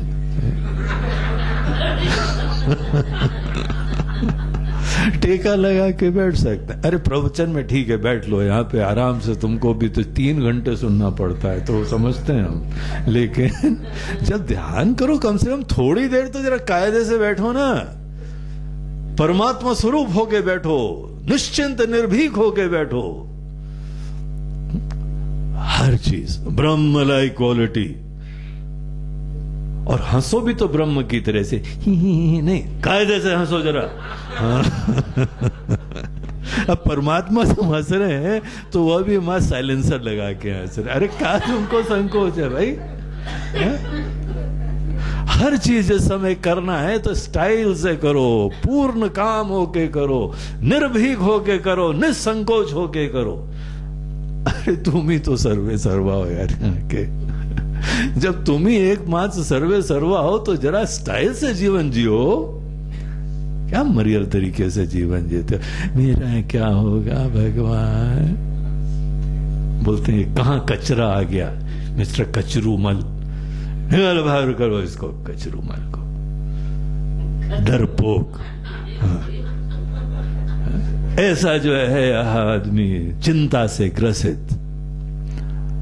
कोई तुमको चिंता विंता नहीं होनी चाहिए, निश्चिंत होके, निर्भीक होके, पूर्ण काम होके, तब अपने आत्मा को स्वीकार करा जाता है भैया। बीवी से डरा करते हो और निर्भीक होना चाहते हो।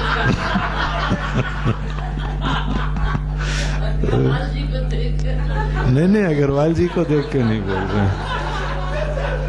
इनकी बीवी बहुत ही है धर्मनिष्ठ है और पत्नी सेवक, बहुत पति की सेवा करती है। इनसे कहीं ज्यादा पुण्य आत्मा है वो तो। और ये तो लगाम में है उन्हीं के वजह से। ये तो वो घोड़ा है कि लगाम ना हो तो पता नहीं कहां भाग जाए घोड़ा। वो इतनी धर्मनिष्ठ है। तो एनीवे यहां पे अपने आप को पूर्ण रूप से जो है वह निर्भीक होके, निश्चिंत होके, हमको ये सब अपने मन में लाना पड़ेगा, तब थोड़ी आत्मा की पूर्णता ऐसे थोड़ी आती है। इतना ज्यादा घोर सपना है, पुराना सपना है, तुमको सपने से निकलने के लिए ऐसे सब विचार मन में दृढ़ता से लाने चाहिए। सदैव मुक्तो हम अचिंत्य शक्तिमान, अतीन्द्रिय ज्ञानम विक्रियात्मकः, अनंत पारो अहर निशम बुधई। तो बुद्धिमान लोग ये लक्ष्मण यही चीज में रमा करते हैं, तभी तो अपने आप को वो जानते हैं। एवं सदात्मानम अखंडितात्मना, इस तरीके से जो अखंड आत्मा है वो उसी का ध्यान करते हुए वो उसको स्वीकार कर पाते हैं। जिस चीज का सतत ध्यान करोगे वही होने लगोगे, और ये तो सच्चाई है। तुम झूठ का भी सतत ध्यान करते हो वो भी सच हो जाता है। जो सत्य का सदैव ध्यान करोगे तो वो भी शीघ्र कुछ समय में सत्य हो जाता है। विचार मानस्य विशुद्ध भावना, खूब अच्छी तरीके से विचार करते हुए इसी चीज में रमो। तो यहां बहुत सुंदर एग्जाम्पल देते हुए भगवान राम बोलते हैं, लक्ष्मण जैसे रोगी आदमी औषधि का पान करके अपने रोगों को दूर कर लेता है ना, उसी तरीके से ये ज्ञान तुम्हारा अनंत काल से चला हुआ सपना वो दूर कर देता है। यही ज्ञान है। हन्यात विद्याम चिरेण कारकैहि रसायनम यद्वद उपासितम रुजः, जैसे रुजः जैसे रोग, वो रसायनम एक औषधि का पान करने से, दवाई लेने से तुम्हारी बीमारी दूर हो जाती। तो ये जो संसार रोग है, ये जो भव रोग है, ये भव रोग इस प्रकार मैं की पूर्णता के ज्ञान से दूर होता है। और तुमको डाउट नहीं होना चाहिए। फिर अगर तुम्ही को डाउट रहे कि वो गुरु जी हम तो जान गए हैं हम कीड़ा नहीं है, लेकिन कौवा भी जानता है कि हम कीड़ा नहीं है, ऐसा कोई शंका नहीं। हम अपने आप को तो जो ब्रह्म जान लें, लेकिन गुरु जी दूसरे भी ब्रह्म जानेंगे क्या? अगर तुम जान लोगे तो तुमको कोई शंका ही नहीं होगी। दूसरा जाने या न जाने उसका फर्क क्या पड़ता है? तुम तो जान लो ना तुम कीड़ा नहीं हो। तो ये इस प्रकार से छोटा अपने आप को समझ के तब आदमी अपने जीवन को खत्म करता है। यहाँ पे ध्यान के लिए भगवान हमको आगे कुछ चीजें बताते हैं। हम लोग श्लोक पढ़ लेते हैं, फिर इनको कल विस्तार से देखेंगे। 3 श्लोक देखिए, पाठ कर लें। विवेक्त आसीन उपारतेन्द्रियो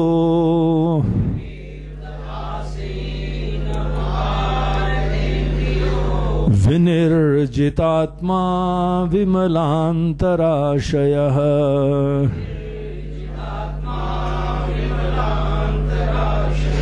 विभावयेदेकमनन्य साधनो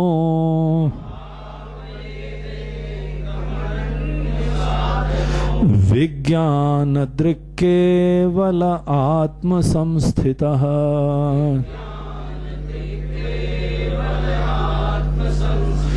विश्वं यदेतत् परमात्मदर्शनम्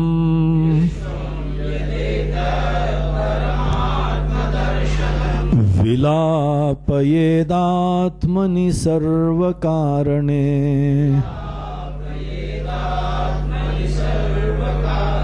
पूर्णश्चिदानन्दमयोऽवतिष्ठते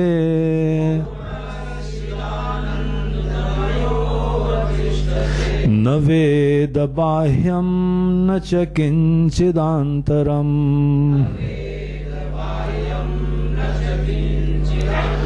पूर्वं समाधेरखिलं विचिन्तयेत्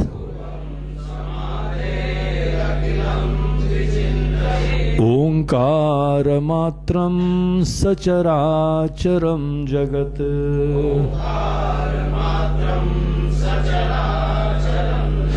तदेव वाच्यं प्रणवो हि वाचको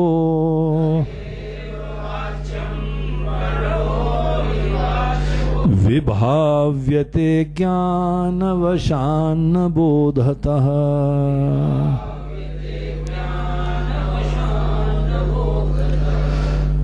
तो इस तरीके से यहाँ पे भगवान बताते हैं कि अब हम तुमको ध्यान की प्रक्रिया बताते हैं। बहुत सुंदर प्रसंग है।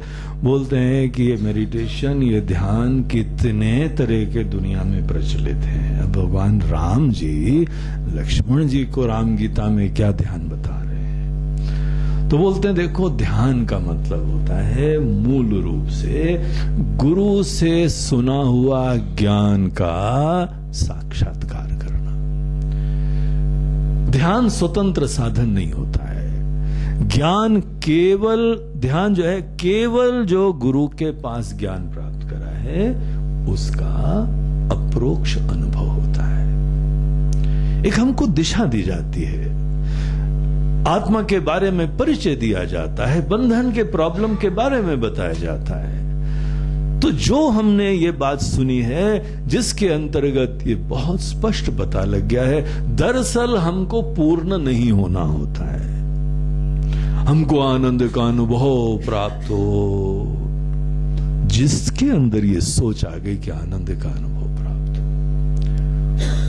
वो गलत दिशा में है। आनंद में बड़ा मजा आता है। गुरुजी बोलते तुम भटक गए हो।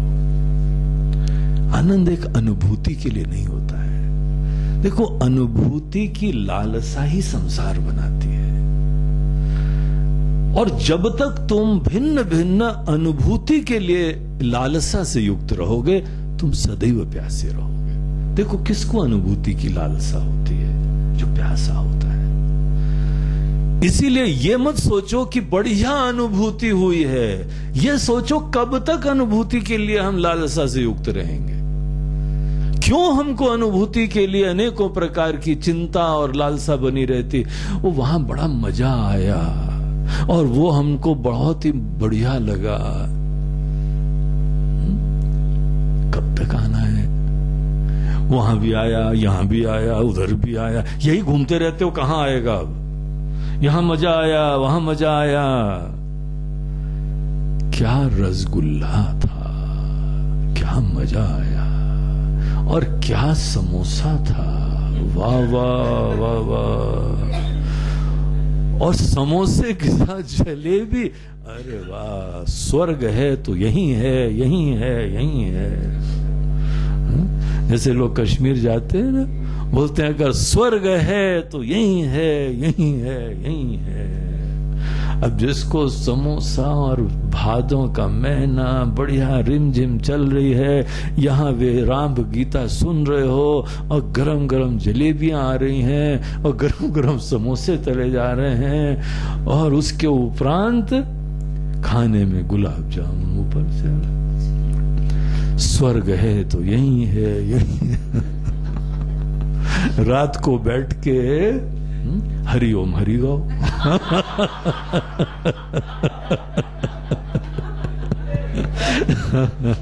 ऐसा गाना जो हिंदी भी हो जाए, अंग्रेजी भी हो जाए, और क्या क्या उसमें निपट जाता है सब। स्वर्ग है तो यही है, यही है। ऐसा मजा और कहां भाई? ऐसा आश्रम भी और कहां भाई? तो इस प्रकार से मजा ले रहे हैं सब लोग। स्वर्ग है तो यही है, यही है। ठीक है, मजा तो आया, लेकिन कब तक मजा आना ये तो सोचो। यहां मजा लाने के लिए कोई कमियां नहीं है, तो बरस रही है कृपा।